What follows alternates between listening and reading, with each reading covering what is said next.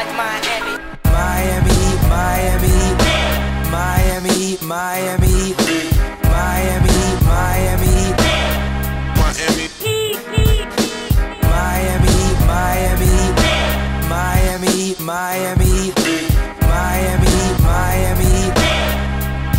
It feels like Miami. Welcome to the Miami Heat Beat podcast. I'm your host, Giancarlo Navas, and with me today, on the bottom of the screen, you can see our statistician and Photoshopper Christian Hernandez. We are 1 day away from Heat basketball. This is exciting. Isn't that crazy? I mean, it just feels. We were just and here. we've talked about this like a lot already, but I mean, I'm just not gonna get used to how quickly this happened. I mean, like, we're not that far away from the draft and from free agency, and like, to be honest with you, in my mind, training camp has not happened yet. I mean, It just hasn't. I feel like I haven't heard anything about training camp. Like, this has been like the most undercover, like, I mean, because I feel like everyone's just thrown off with the schedule of all this. It's incredibly weird. On the left of the screen, you can see our special guest, Tom Haberstroh. I'm just kidding. Jack Alfonso, our trash tweeter, looks like Tom Haberstroh with the shaved head. What's up, man? Welcome back. It's been forever since you've been on the show. Yeah, you kind of banned me from the show because I said the Raptors suck. Which is true. It's true. No, it's not. We're not doing this. My facts don't care about your feelings. Jack is for our newer audience. Jack is an original Miami Heat member. Jack is a founding member of Miami Heat Beat. As presently longest tenured Miami Heat Beat. You and somebody else that aren't here anymore. Shout out.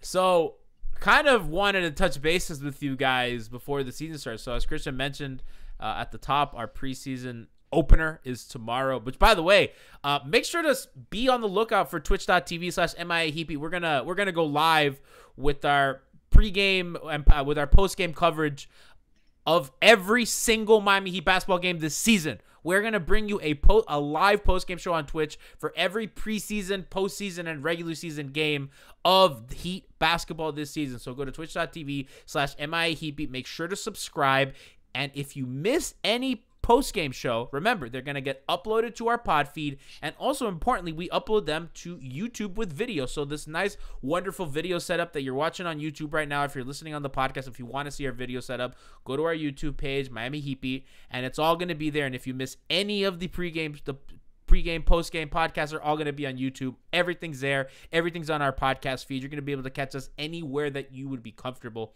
But if you want to be live, remember, twitch.tv/MIAHeatBeat. Our streams are a lot of fun. We're really growing at something that we started in the postseason, and we really, really enjoy it. Remember, we have live highlights. Nikias is coming down to break plays down as they happen. We love it. We're the only ones doing that. So make sure you hop on that.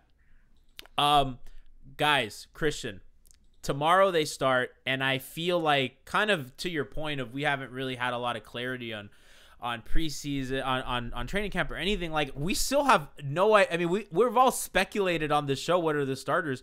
We have no idea, right? So I'm listening to Low Post, and he's like, well, I think the Heat have gone all in with Bam at center, and we have talked on the podcast. We're like, wait a second, I think that they might go Myers at center with Bam at power forward to kind of conserve it. So I feel like nobody really knows what the fuck Spoelstra's planning. Yeah, I mean, I feel like it's hard to say that the Heat are planning to go hard with Bam at the 5 when one of the first moves that they made in the offseason was signing Myers Leonard to a pretty sizable deal, which will probably end up being a 1-year deal, because we know that the Heat, with all the player options that they have going into team options going into next season, that they're most likely going to rescind all of those in the hopes of chasing a max level player. But yeah, I don't know how he felt comfortable saying that, given what the Heat did this offseason. If they were prioritizing Bam at the 5, you would have seen them solely go after wing and guard type players. So I feel like what the moves they make say differently. Jack, I know that you. Yeah, I mean, I think it's a question of starters versus closers, right? Like, I think there's no question Bam's going to close most of the games if they're competitive, which they won't be because Heat will be up 30 every night. But yeah, I think especially coming off of like the shortest offseason in NBA history, By the be way, I shocked looked if- it up. 64 days from the Heat's last finals game to tomorrow. So a little bit over 2 months. Insane. That was shorter than the bubble layoff. Because the bubble layoff was from March to about July, right? Mm-hmm. So I mean that's a lot. And Jack, I actually really like what you said there because, and I think with Spo teams, sometimes he starts funky players, right? Like, so if you remember back in like the 08 to 2010 years, would start Michael Beasley, but would finish with Udonis Haslem, right? Remember that was a big controversy. Also, like the Carlos Arroyo, Mario Chalmers, man, that is a throwback. It's always been, and obviously those are less kind of important times in kind of the greater scheme of chasing a championship, but like it's always kind of been that way with Spo. It's like he'll start dudes because he's comfortable, but at the end, like he kind of like, I think we know that Jimmy and Bam are going to be the for sure, like those guys are going to be on the floor in a game that matters and that's tight, right? And then I think the other guys, I think you can put Duncan and Tyler in pencil but not pen, depending on the matchup and how they're playing, and then the rest of them, that's just blank. Yeah, I mean, it's also just a question of who's going to go in the Harden trade, which will happen any day now. So we don't even know what the roster is going to look like. I mean, that's a shakeup that like, and Heat Twitter has been. So I said this earlier, like people on Heat Twitter specifically made fun of Danny Ainge forever for not pulling the trigger on Kawhi, for not pulling the trigger on AD, for not trading for these A+ blue chip level whales. And all of a sudden, Heat Twitter is full of a bunch of Danny Ainges that don't want to trade Tyler Herro for James Harden. It's like when they made fun of Danny Ainge for not trading Jaylen Brown. By the way, Jaylen Brown was nearly an all-star last season. Jaylen Brown was like a couple votes away from being an all-star. Like, that's a good fucking player. You know what I mean? It's like, and Tyler has, whatever. We may speculate what his upside could be, but like, come on, it's James Harden. You know what I mean? Like, we'll get a fucking grip. I mean, it's Christian. It was ridiculous. Yeah, I mean, just think about how the Heat played last season, and if obviously there's no way that Goran is actually going anywhere, but picture throwing James Harden in that role of initiating the offense, and then down the stretch in games, being able to use his obvious isolation skills to generate points in high leverage situations. So, there's no downside to bringing up a top 7 player. Like, that's not even an argument. Like, you don't get a chance to acquire those types of players every day. And if you have a real opportunity to get it, somebody like Tyler is someone you have to consider putting on the table, because it's going to take that kind of player to actually make the Rockets make that move. Like, there's no way that you get this deal done without including like a really good young player. Like, that's just how trading for superstars work, right? Like, that's how the Laker fans felt about Brandon Ingram, who is a really good player, right? So like, Harden had a down year last season, right? Like, we look at Harden's season and it was like a little bit of a down year because they weren't that good. 34 points per game, 7.5 assists, 6.6 rebounds. It's insane. Shot almost 56% from 2, shot 35% from 3 on like 13 attempts a game. 13 attempts from 3 a game.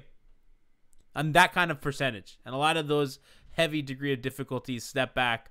Also had like quietly like almost a career year in like field goal percentage. I know 44% is not like the super high percentage, but like compared to some of his other years where he's at, kind of lower end 40s, like it was pretty decent for him. So I think coming into a system that he can age a lot better. He's never played with a big like Bam. I know he played with Dwight Howard, but Bam's kind of more of a facilitator big than Dwight. Dwight was just a screen and roll guy. Bam can do that and also kind of feed you off ball, feed you on the pass, really take some pressure off of you, because as a screener, he's also has a threat to pass and keep in a handoff. So like that, and not to mention Jimmy Butler, who can kind of relieve Harden when he's on the bench, can really run offense, is a great screener, is almost like a Dwayne Wade-esque type off-ball player, like not the best shooter, but he has a lot of gravity when he cuts, when he screens, when he moves, because he's a passer. And I think that you don't want to leave him open just because he's punished teams before. It's just kind of crazy to me that like there's a portion of the fan base that is like, yeah, I just don't want James Harden. Like, it's just, I don't know, it's kind of ridiculous to me, Jack. It's purely just the Shaq trade relitigated, right? And this has Yes, been a yes, conversation yes. on Heat Twitter. Is there is a segment of Heat fans who think the Shaq trade was a mistake, and Still to this day. that's the philosophical difference here. Is the Shaq trade sent Miami to, I mean, two really deep playoff runs. Barring injuries, it could have been, back-to-back titles, or, 2005 was really promising for them. And then there was a lull in the late aughts, where you kind of had Dwayne Wade kind of doing it himself. And you have to ask, was 2006 worth that lull? Like, where you're kind of wasting Dwayne Wade's prime? He also got hurt too. Remember that? Like Yeah. he got hurt, and then in 07, and like that really kind of changed the math on everything that they did. And it's just positionally reversed, where Harden is the shooting guard with, a questionable reputation, I guess, kind of like late career Shaq was. Like, his work ethic was in question. How much of his prime is left? Is he like a great attitude fit? And you have this phenom young center in Bam, who, I mean, is going to be great for the Heat for the next 5 years at least. He seems like a revolutionary player for the Heat franchise. Do you want to bet on Tyler Herro being like, I don't know, like a Lamar Odom, Caron Butler level player who kind of keeps you in the like playoff like pool for the next couple of years? Or do you want to like go all in, throw all your chips in, say, we were a finals team last year, add an MVP, and we have the next like 2 to 3 years to, I don't know, get a title? I don't know. It doesn't sound like a bad option either way. I'm not upset if they don't get Harden, but it definitely seems like a Pat Riley type move to put all the chips in. I guess the question is whether they think Giannis or Bill or somebody is going to make themselves available in the future. I love the comp you made, because you're talking about 05, where Dwayne Wade hurt his ribs in the Eastern Conference Finals, which really kind of neutered their chances against Detroit. And I think, Christian, I mean, I know that, I think you've even been a season ticket holder since then. Like, that team was close. That team was title ready. No, definitely. I was not a season ticket holder then, but I definitely did pay my way to a handful of those playoff games, including Game 3 against the Mavericks, which is still the greatest game that I've ever attended. Oh in my life. God, you're so lucky. That's crazy. Yeah, no, that's history. That was definitely the most fortunate game I've ever been able to attend. But yeah, no, there's a lot of parallels to that. I never thought of that. Yeah, no, I mean, and I'm glad that Jack brought that up, because like at the end of the day, like you make these kinds of moves to win titles. So like the people, like, yeah, I kind of get the argument, like thinking that Shaq trade was a mistake, just because like right after they won the title, we saw how quickly that all fell off the rails. But I think winning the title still means that ultimately it was the right move. And it's like you bring in James Harden, a guy who scores 1.1 points in the playoffs in isolation, on very high volume. He's a guy who can create for himself. Like he scores, I think, what was it? It was in pick and roll situations. The offense scores 45% of the time when he's involved, which is crazy. Which is a pretty high number, like especially in the playoffs, because that's when the volume that he does. Exactly. Like he is just a generational type player. And the lasting image of the Heat's last season to me was Jimmy Butler bent over that bastion, exhausted. And obviously they were missing Goran Dragic, and Bam was hurt, and Goran would definitely have helped a lot to carry the load. But at the same time, you have to acknowledge the reality that Goran is going to be 35 going into these playoffs. Like there's not much time left in that regard. And you need to give Jimmy a real running mate, because he cannot be getting worn down like that. We cannot forget that he's got years of Thibs abuse, that is definitely, has put some tread on those tires. So we have to, Miles. The Heat really have to prioritize the time they have with Jimmy and Bam both in their prime statuses. So to me, the chance to get a guy like this, you do not look back. So I love that you said that, Christian, because I remember especially the big adjustment the Lakers made was, okay, we're going to put AD on Jimmy Butler on the ball, right? And what we're going to be able to do by that is we're going to drop AD because we're not worried about Jimmy pulling up. Jimmy's really hurting us at the free throw line and kind of getting to the basket, kind of putting that stress on our defense. So we're going to put AD on the ball. AD is going to duck under screens. We're really going to contain that handoff. And if Jimmy's going to start swinging it to the sides and they want to run their handoff action, we're going to deal with that. And that essentially hurt them because Miami did not have another pick and roll creator that was reliable enough to deal with that. So what would happen is, okay, you kind of do that, you pivot, you kind of swing the ball, and then you kind of reset your offense on the other side where AD is not involved in that play, right? So that's where Goran comes in. At that point, you kind of run that. Goran's going to create on the other side, and now you have AD scrambling to help. Jimmy kind of springs free, and now you have motion in your offense that Miami's used to. Tyler did not have that kind of separation and chops and pick and roll yet. Young guy. He's 19 years old, 20 years old, whatever he is right now. Like, it's not fair to judge him, because he's going to get better, right? And I said this last show, I think I have questions about he just doesn't get separation, and that's just not going to get better, right? That's just kind of who he is. And that's fine because he has other kind of tools he has in the bag. That's why I kind of compare him to Lou Williams a little bit because he has such a tight dribble. He's a confident pull-up shooter. He has a lot of different types of dribbles. He has that in and out, that behind the back. I imagine that he'll probably add kind of like splitting defenders. Soon he'll be able to do that. He is small, and I think that's another problem when you kind of rely on small guards in your offense in the playoffs because it's just easy to kind of throw size in the passing lanes and kind of switches and stuff like that. So I think that there's legitimate concerns if you're a Heat fan. Not that Tyler's a bad player, but you cash that in right now to maximize for a guy that if you're playing the Lakers again and if you're going to have AD on the ball against James Harden, good luck. I mean, AD's getting cooked. And that's not anything on AD. It's just like James Harden is not, you know what I mean? Now they have James Harden and Jimmy Butler on the perimeter in pick and roll. They could do so much. You know what I mean? It just creates a different animal for them. And I love that you said that, Christian, because that's exactly right. Yeah, I think the real question. Oh, wait. Are you talking about what I wrote in the chat?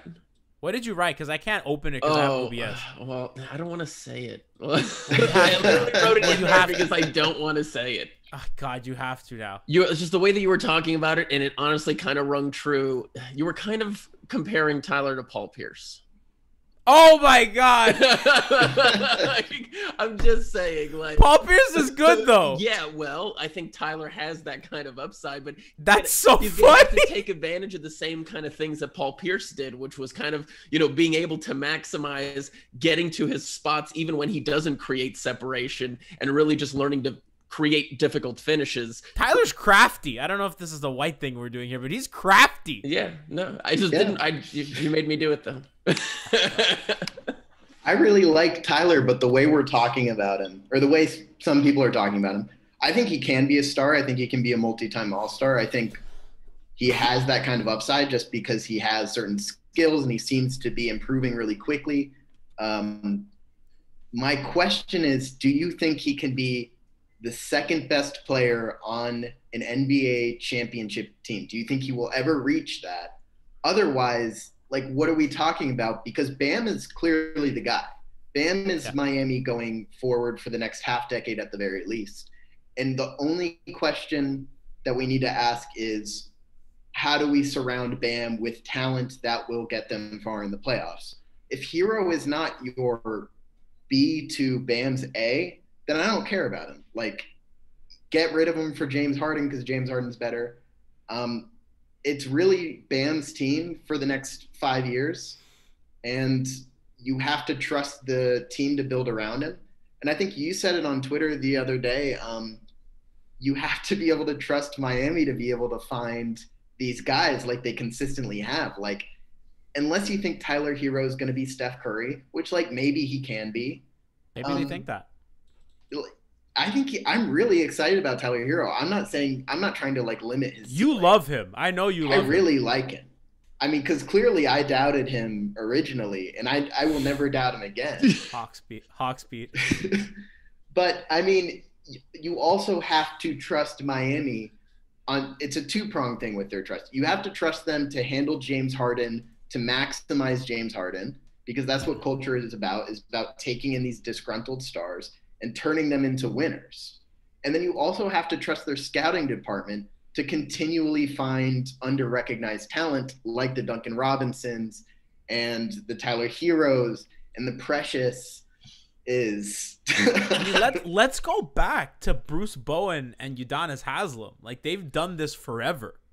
This is not a new thing. You know what I mean? Like, this organization has. I mean, we could say whatever the fuck we want about Hassan Whiteside. He's a productive NBA player that they pulled out of thin air.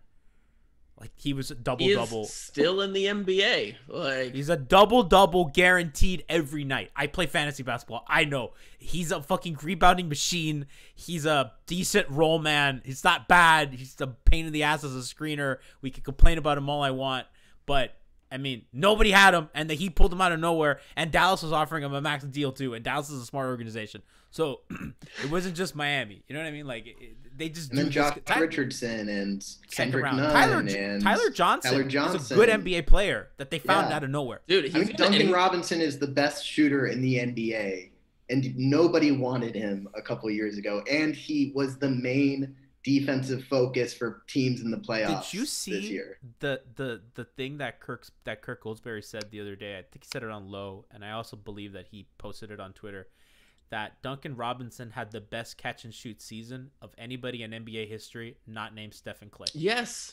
I mean, I've also tweeted We've that. said this a bunch, but it's like, we've literally been over this. That's why it's like, what you said before about trusting the Heat organization is 100% right. And honestly, it's what we all as fans really need to be doing, especially after the last couple seasons they've had. They did with Wayne Ellington. But exactly, right? But it's like, you also, I feel like you can't ignore when one of those guys that you find kind of, you know, that diamond that you kind of like mold over time, like when you find one of these guys that really is that elite at something, like literally could be a generational shooter, especially with how important shooting in general is these days in the modern NBA, like you really have to take a step back and think about that for a while before you know really. Who's a good shooter off the dribble?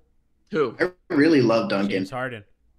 Yes, but like at the same time, like Harden's the guy who has the ball in his hands. There's going to be a lot of times that he is not going to be, you know, the final outlet of the play, and it would sure be nice if Duncan could be there to catch corner like, passes from James Harden, you know. So, you know, and a lot of the reason why the Tyler conversation came up is because our friend Leif of 5 on the Floor reported that Tyler Herro is off the table for the Heat. And I believe that they said that because this is how negotiations work, people. That doesn't mean that Tyler Herro is not going to be involved. But as of right now, you know what, Houston? If you find a better deal, come back to us, and then we'll see if we add stuff to our package. I don't know what the package Miami put together is. I'm sure that they did not offer Tyler Herro off the bat because what I imagine that the end game is to haggle to keep Duncan, because Duncan has, and I mentioned this a little bit last time too. He has an extension coming up. He's close to the minimum right now. If you add him as salary filler, it doesn't really get you anywhere. He's gonna decline the qualifying offer because it's like nothing, and he's gonna make a lot of money in 2021. So, you know, he's gonna be a restricted free agent, and I'm sure that Miami's gonna trade for Harden. They're gonna want to keep him. Right, and I know that we've gone over the cap situation. We're not going to get back into that, but I think that this is ultimately Miami's way of haggling to end up keeping Duncan Robinson, because what you want is at least a closing four of Bam, James Harden, Duncan Robinson, and Jimmy Butler, and that's fucking good offensively. Could you believe that? Yeah, I think you're kind of set up for victory no matter what. Like, like I said, like if they don't get James Harden, I'm not going to be mad. I really want to see Precious play. I'm really high on him. I think he's like, I can't wait to see a Precious Bam front court. I'm so hyped about it. But like, I think you got to go for it if you can do it. Even if you include Tyler Herro, I don't know. I think Spo this year, more than any year, is like unquestionably, to me, the best coach in the NBA. I think he's surpassed Popovich right now. I think he's better than Carlisle, and I think that is the top tier. And I think you just like you give Spo MVP talent, and you get a championship. That's the equation for me.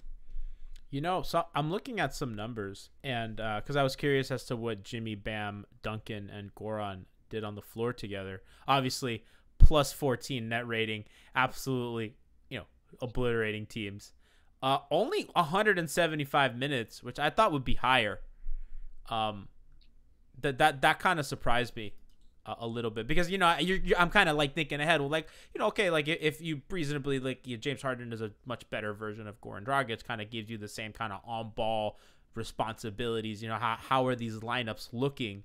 And obviously really well, but in terms of minutes, just kind of on the lower end of that like quad there. So I thought that was kind of interesting. Let's kind of pivot back to kind of what they have at this point in time. I think that we oftentimes indulge in the trade rumors, which we should, by the way.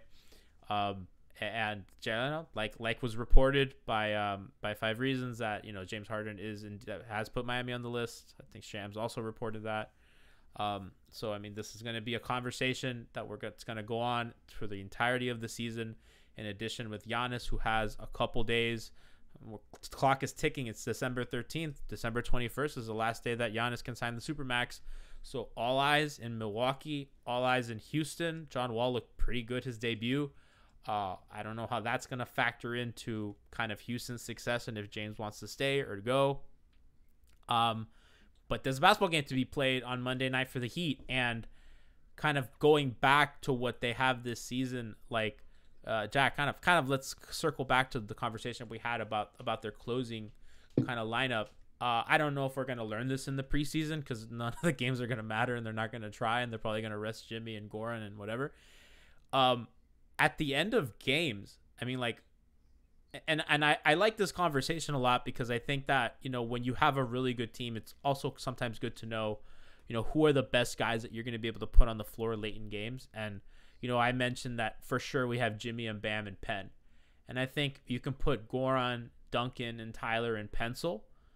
I think you could put Mo Harkless in pencil. But I do think that, as opposed to last year when, Jay Crowder was a for sure fixture because of his ability to kind of guard up and play those positions, they have a little bit different of an issue now. And I kind of think that if there's something to look for kind of going forward, is like, who's closing games? Like, other than Jimmy and Bam, who are the guys that are fixtures? I think Tyler's probably going to be a fixture, but like, kind of who else?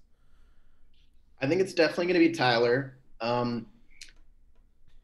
It's tough. I mean, it really depends on who emerges from that kind of there's a lot of new guys. I don't think it's going to be Bradley. I like Bradley.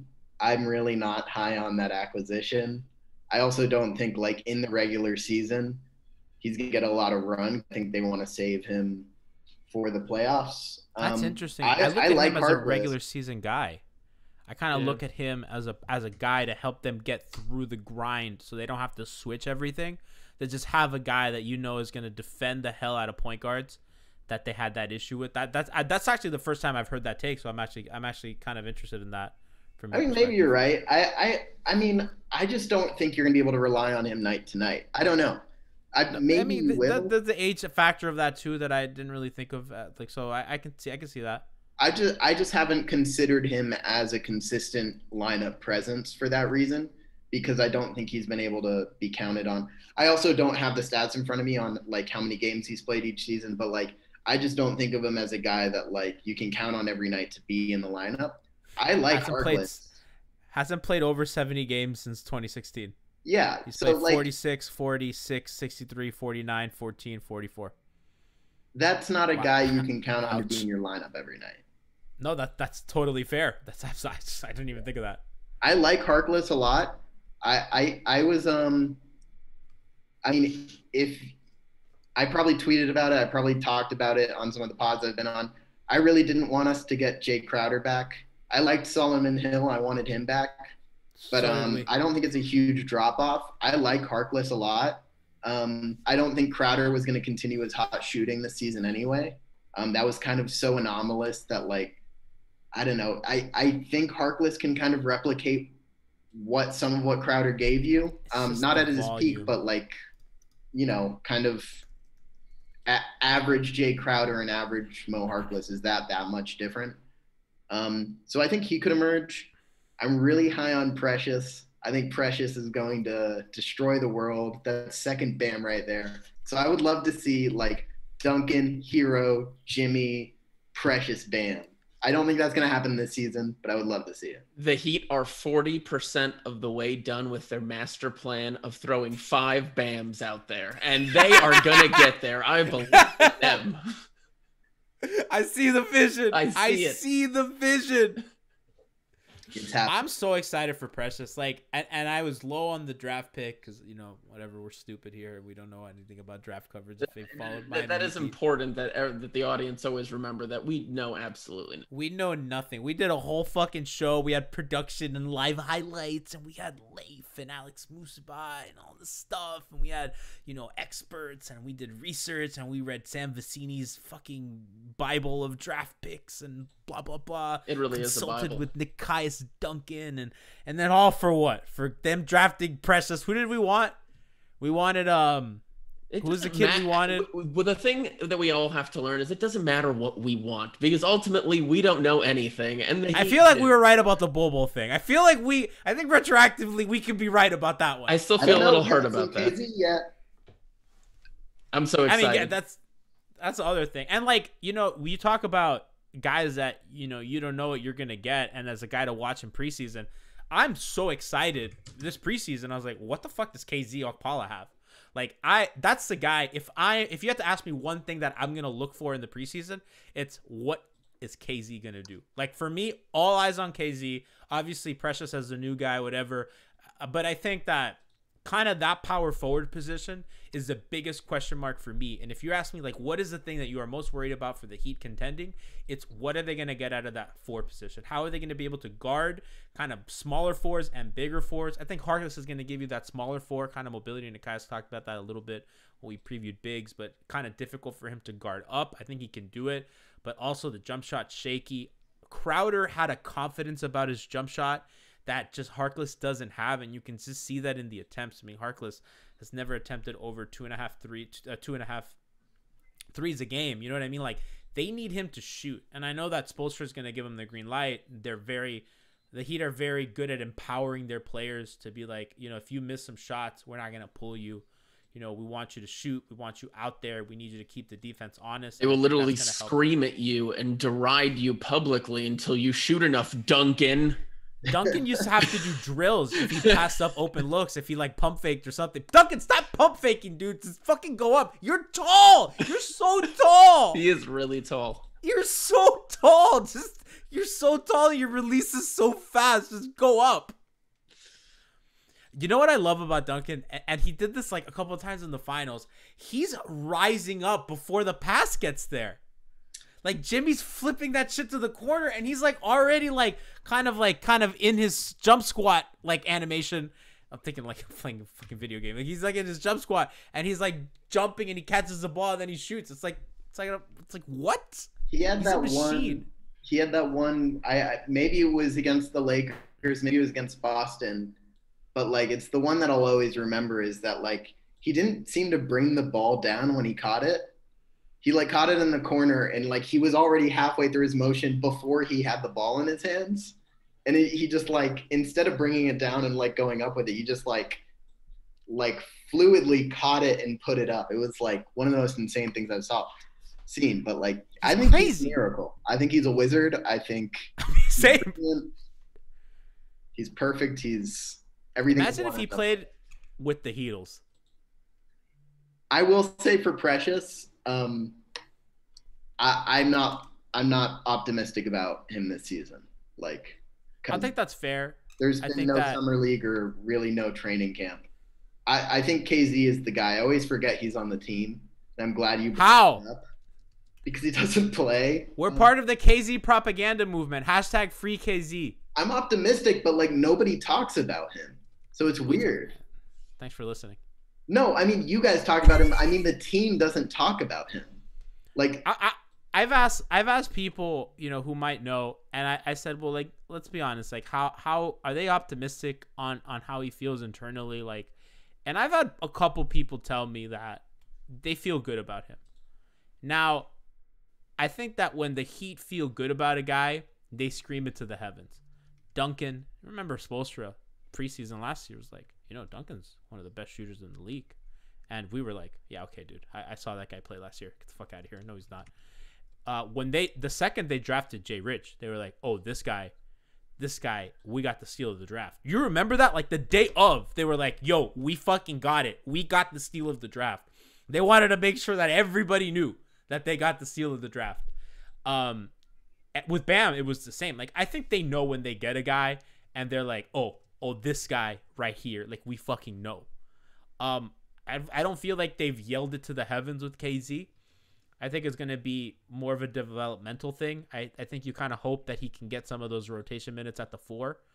I think ideally, Christian, to your point about having 5 Bams on the court, you know, I don't know where KZ fits into that, but I mean, if he, with that length, you know, kind of. Have you seen those biceps lately? Oh, bro, he's huge. He's like, he is like muscles. 85% of the way to being Bam. All I have to see him do is catch an loading. And, you know, throw a really nice dribble pass, you know, to a cutting driver, and he's Bam 3. We're almost there. We're almost there. And, like, he's a guy that can – I don't know. I'm curious. Like, I think him and Precious are the guys that we are going to watch for tomorrow night, and then you can hear our opinions on twitch.tv/MIAHeapy for our post-game stream. But for me, that's what I'm looking for. I'm like, what are those – because the biggest question mark is going to be that power forward position, because you're solidified. You have 3 guards that you feel pretty – yeah, at least you have 2 guards that you feel really good about, in Goran and Herro. You have Duncan, who you feel really good about. You have Jimmy Butler, who you feel really good about. And you have Bam Adebayo that you feel really good about. So then you're missing that because you don't want to put Jimmy at the 4. You just don't. And I think at times they've had to at a necessity, and Jimmy will play up because he's a fucking monster and he's a lifer, and I love that guy, and he'll do whatever he's asked to do. But I think, you know, you want to protect him. And playing Jimmy at the 4 is just that poor guy. Like, having Jimmy guard LeBron is just a lot for him. And he, by the way, did a great job. Like, let's not front. Like, you know, amazing. But you want a guy that's a little bigger and a little stronger and that has a little less offensive responsibility to do that. Mm-hmm. And that's kind of the story that I think we have to look for in these coming games. I think this is going to be a really fun season to be a Heat fan, just because there's so many young guys that we're going to be looking to see which of them are going to take a step, which of them are going to take a leap, which of them are maybe going to kind of show that maybe, you know, they aren't going to reach the heights that some people are thinking. Like, outside of what Jimmy and Goran, it's a lot of young people that still have a lot of upside to show. So I think it's going to be a really interesting season, and why this preseason is probably going to be more fun for me than most. I think honestly, Bam is the biggest question mark for me this season, because I think people kind of underrate that he's only 19 years old and sky's the limit for him. I think the jump shot looked really good late in the playoffs last year. If he has a jump shot this year, he's going to be like unstoppable. He's going to be the greatest player of all time. He's going to be the greatest player in Heat history. Book it. I love how you jumped to greatest player of all time first. quick correction. The greatest player of Tyler's all time, 19. the greatest player in Heat history. Same thing. Bam is 22. Just a quick No, wait. No, Tyler's not 19. Tyler's 20 because Jack said he's 19. Yeah. Just as He's turning 21 in like a month. So Tyler's almost 21. Happy birthday, Tyler. Bam's 22, by the way. Yeah. You know, and Jack, kind of going back to your point, bringing it back to the start of the show so we can start wrapping this up. You know, in terms of any superstar that you bring in, whether it's you sign a guy next season or you trade for a guy that's under contract now, say you trade for James Harden, you sign and trade for Bradley Beal or Giannis or whatever. If you get a guy next season, that's when Bam's 5-year extension kicks in. Guys, is it 5 or 4? I don't remember. Whatever the max extension is without the option, that's what Bam has. Bam is going to be here for the maximum amount of time that a contract allows. And normally players get an option the year before so that they can kind of re-up for their 10-year or their 15-year kind of service so they can up their max number or whatever. Bam is going to be here longer than anybody that they trade for, anybody that they sign. They have him locked up, no option. He's going to be here. So your future, he's 22 now, or 23, whatever. I don't know how old he is, but he's ended his season at 22. He's going to be under 30 like by the end of that contract. So you're going to be able to max him again, and he's at such a sweet spot that at the end, who's whatever 33, that's still going to be a good basketball player who's worth that money, right? So if you trade for James Harden and let's say it doesn't work out and you don't want to give him an extension, who the fuck cares? You have Bam under contract for 3 more years at a max figure. If you know what I mean, like they're in such a good spot because they have an alien locked up for 5 years who's only going to get better, who's going to be a defensive player of the year candidate, who's going to be all NBA candidate. And he's only 14. We should rename the AAA Area 51. That's it. That's where it goes.